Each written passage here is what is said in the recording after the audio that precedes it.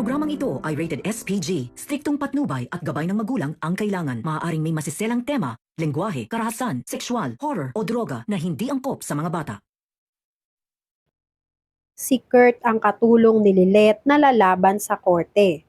Alamin natin. Welcome back sa aking channel, mga kaganapan sa Lilith Matias. Naranasan na ni Lilith ang matulog sa selda sa detaining area matapos siyang hainan ng warrant of arrest ng sarili niyang stepsister na si Era. Pinangako ni Era na bibigyan niya ng hustisya ang pagkamatay ng mati niyang si Attorney Meredith at sisiguraduhin na mabubulok si Lilith sa kulungan. Nagtataka naman si Attorney Renan kung bakit atat na atat si Era na dakipin ng mga pulis si Lilith, samantalang hindi pa naman sapat ang ebidensya para masabi na kriminal talaga si Lilith. Nagtataka rin si Attorney Renan sa kinikilos nitong si Era. Natutuwa si Era at nagbibida-bida pa na masaksihan ang pagkakakulong ni Lilith. Hirap na hirap si Attorney Renan na patunayan na guilty itong si Lilith dahil sa kulang-kulang na sub-evidence na pinakita sa kanya. Nararamdaman ni Attorney Renan na parang may mali sa nangyayari. Kaya mismong si Attorney Renan ay pinipilit na lang kumbinsihin ang sarili na totoo lahat ng sinasabi ng witness nila. Sa Keystone naman, napagmitingan nila ang tungkol sa kaso ni Lilith at inopen agad ni Constantino ang pagiging malapit ni Kurt sa akusado na si Lilith. Agad namang dinepensahan ni Kurt ang sarili niya na wala naman siyang ibang dinidisclose kay Lilith na confidential information na galing sa Keystone na related sa case. Sumabat si Era na alam naman daw ni Kurt na ang involvement ni Kurt kay Attorney Lilith Matias ay conflict of interest. Pinaglaban ni Kurt na hindi naman daw hahayaan ni Kurt na sirain ang pangalan niya para lang ipagtanggol ang isang taong kung talagang may sala siya. At kung talaga raw na mapatunayan nila na may sala si Lilith ay hindi kailanman maapektuhan ang desisyon ni Kurt dahil lang sa kaibigan niya si Lilith.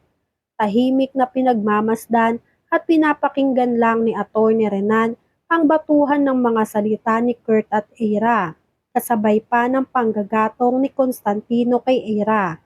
Pinanindigan ni Kurt na sasamahan niya si Lilith sa kahit na anong dagok ang dumating sa kaibigan niyang si Lilith, hanggang sa mapatunayan nila na inosente talaga si Lilith at hindi talaga si Lilith ang dapat sisihin sa salang hindi naman niya ginawa. Dahil naniniwala raw si Kurt na may malaking tao ang may pakananon para lang si Lilith ang madiin sa kasong malabo naman niyang magawa. Natameme si Constantino dahil kahit pinagtulungan na nila si Kurt ay pinaninindigan pa rin ni Kurt na handa siyang tulungan at damayan ang kaibigan niya na si Lilith. Kinabukasan ay dinala na si Lilith sa loob ng pinakaselda kung saan makakasama na ni Lilith ang mga preso na matagal nang nakakulong sa loob. Unang pasok pa lang ni Lilith sa loob ng bilangguan ay samot-saring pamimintas na agad ang natatanggap ni Lilith. Pinagtawanan at nilait-lait siya ng mga preso sa loob, kasama na ang kinikilala sa loob na mayora nila. Tinanong agad ng mayora ang pulis kung ano ang kaso ni Lilith at nang malaman kung ano ang binibintang kay Lilith ay tinawanan lang nila. Nagsabi pa ang preso na sa liit raw ni Lilith ay ang bigat asunto niya. Ano raw ba ang napatay ni Lilith? Ipis? Pinagtawanan nilang lahat si Lilith at nang sumagot si Lilith na wala siyang kasalanan dahil pinagbintangan lang siya at wala siyang karapatan para husgahan si Lilith, ay sinunggaban agad si Lilith ng mayora ng selda.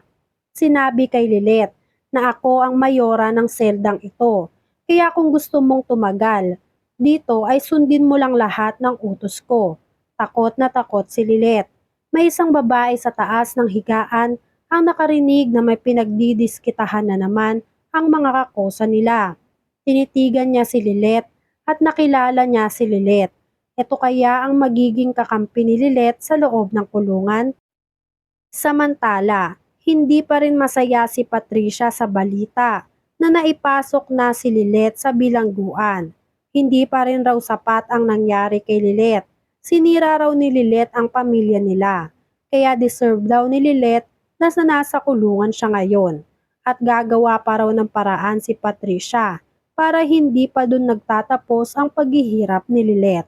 Sa kabilang banda, isang misteryosong tao ang bumisita sa kulungan at pinatawag ang mayora ng selda na kinabibilangan ni Lilet. May inabot na litrato si mayora sa mayora at agad naman na nakilala nito si Lilet. Gusto raw ng misteryosong tao na pahirapan nila si Lilet hanggat hindi na makayanan ni Lilet ang nangyayari sa kanya.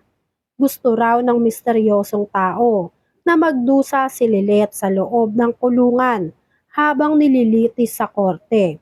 Handa raw magbayad ang misteryosong tao sa mayora nila kapalit nitong si Lilet. Wala namang problema sa mayora. Antayin na lang raw at tignan sa balita o antayin na lang ng nag-utos sa kanya na ibalita sa TV ang pagkamatay ni Lilet Matias. Nagkasundo silang dalawa. Alang-alang sa pera ay pumayag ang mayora na kumitil ng buhay ng inosenteng tao at si Lilet Matias pa ang pinupunteryahin nila. Nanganganib ang buhay ni Lilet sa loob ng selda. Umpisa na ang paglilitis sa kaso ni Lilet. Mag-isang hinarap ni Lilet sa ngayon ang laban niya. Matapang na sinabi ni Lilet sa judge na not guilty ang isesentensya sa kanya. Ipagtatanggol raw ni Lilet ang sarili niya. Nakaalalay naman kay Lilet ang pamilya niya. Kabilang na ang ama na si Ramir. Hindi nila hinayaan na mag-isa lang na lumaban si Lilet sa problemang kinakaharap niya ngayon. Lalabas at lalabas rin raw ang katotohanan at naniniwala sila na walang kasalanan si Lilet sa pagkamatay ni Attorney Meredith at may isang tao lang na nasa likod ng krimen at yun raw ang aalamin nilang lahat. Sa susunod na paglilitis kay Lilet ay magkakaharap na si Attorney Renan at itong si Attorney Kurt. Ipaglalaban ni Kurt si Lilet sa korte. Magkakaroon ng inisan si Kurt at si Attorney Renan pagkatapos ng hearing. Matutuklasan kaya ni Attorney Renan kung sino ang tunay na pumatay kay Attorney Meredith? Yan nga ang mga kaganapan at mga dapat nating abangan dito sa Lilet Matias. Kung gusto nyo pa ng magantong klaseng video, ay mag-subscribe at i-like itong video na to. Maraming salamat po.